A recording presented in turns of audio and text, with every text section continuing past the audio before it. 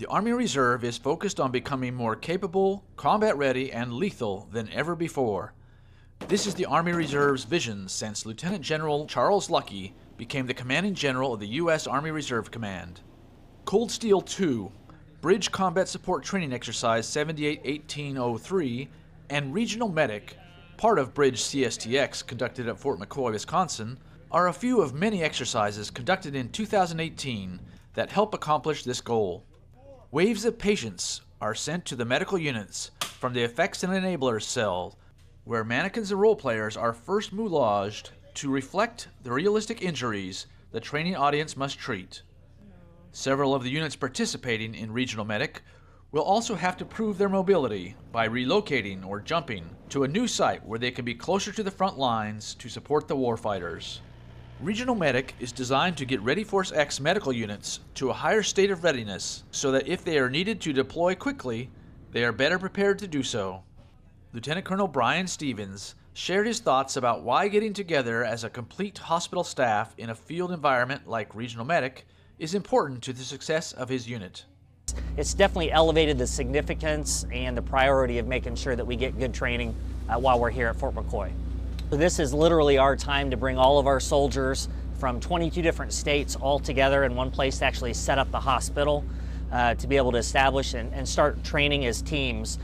In order for this training to be effective, subject matter experts from the medical community who know what right looks like are needed as trainers. These individuals are called Observer Coach Trainers. Colonel Stevens shares their value to him. It's always good to have an outside or second set of eyes to kind of look over the shoulder. We truly have a greatly skilled staff here, but to have an outside perspective is helpful as well. The OCTs are supposed to be familiar and current with the most recent doctrine and the hospital operations procedures, so to have them to be able to interject and to kind of manage some of the simulations and the patient flow as well. Caring for service members on the battlefield and getting them back into the fight is every medical professional's goal.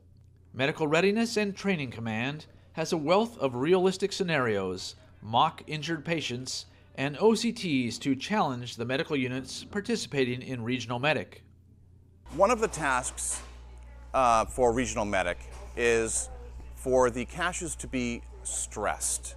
We have supplied beyond their capacity to the point where the caches have had to make some really tough decisions, and they have handled that to the best of their ability.